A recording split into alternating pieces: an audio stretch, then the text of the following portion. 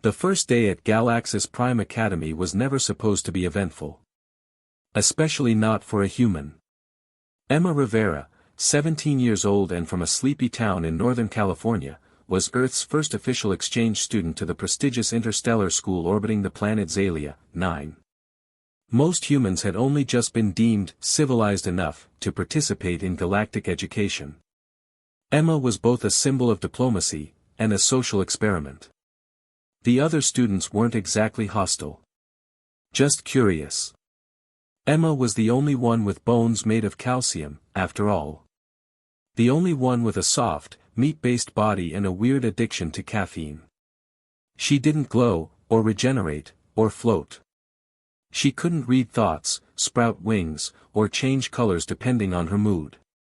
But she could deadlift more than most of them, had the highest reaction time, and for reasons no one fully understood, she never ran away from a fight. Not that Galaxis Prime had fights.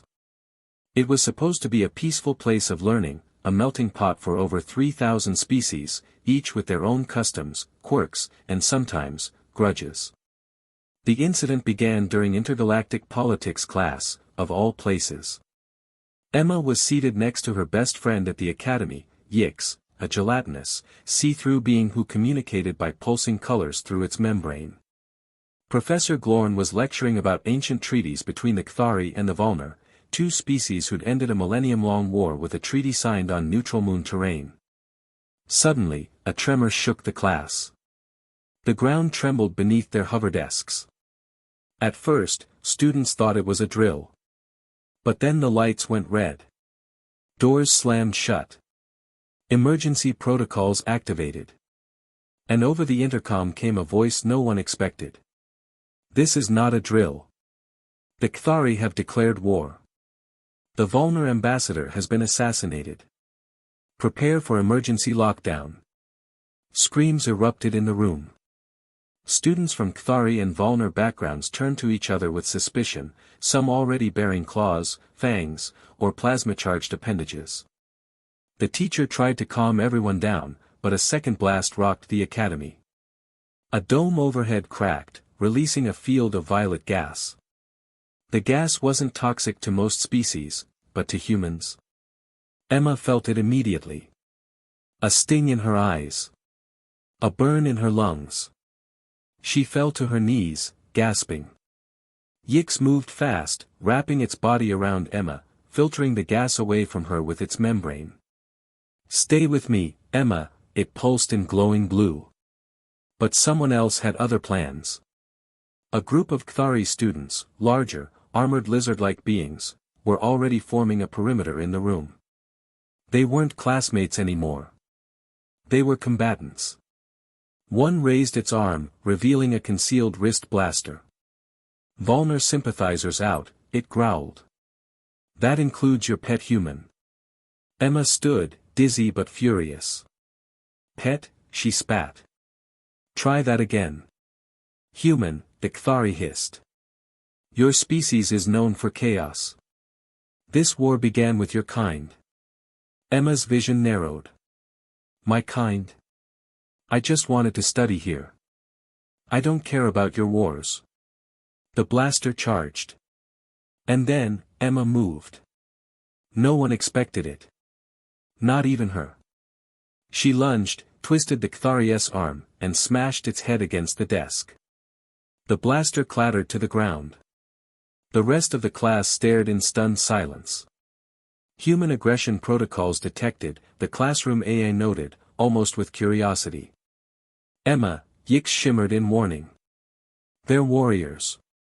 You've just. Too late. 3 more Kthari charged.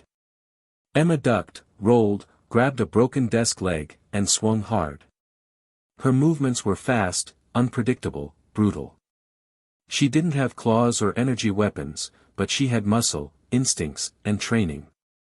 On Earth, Emma had spent 6 years in mixed martial arts tournaments, just for fun. It turned out fighting Kthari wasn't so different from grappling a heavyweight champion, except these ones had scales and venomous tails. Within minutes, the classroom was chaos. Blasters fired. Desks shattered. Some vulner students returned fire. The walls cracked under pressure. One of the Academy's defense droids tried to intervene, but was hit by friendly fire and collapsed in a heap of sparking metal. And Emma? She wasn't just surviving. She was winning. It wasn't about strength. It was about sheer unpredictability. The aliens had all trained in formal battle styles. Emma fought dirty. She kicked knees backward, gouged sensitive eye spots, used her environment. At one point, she picked up yicks like a glowing, squishy bowling ball and hurled them at a Kthari soldier. It worked. When the Academy security finally broke through the doors and flooded the room, they found half the class hiding behind barriers, a few Kthari groaning on the floor, and one very breathless human girl holding a broken chair leg like a club. Emma was detained. So were the Kthari. News spread fast across the galaxy. The human exchange student who fought off 3 warrior-class Kthari using nothing but brute force and desperation. Some called her a menace. Others? A hero. In the weeks that followed, the Academy held an investigation. The war between the Kthari and Vulner escalated beyond anyone's predictions.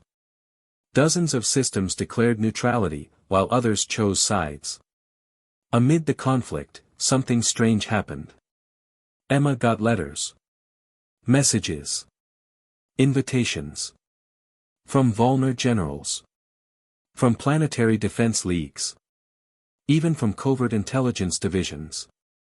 They all said the same thing: we've never seen anyone fight like you. We want to understand how. The humans had arrived in the galactic scene as peaceful scholars. But now the galaxy saw what Earth truly was. A planet forged in adversity.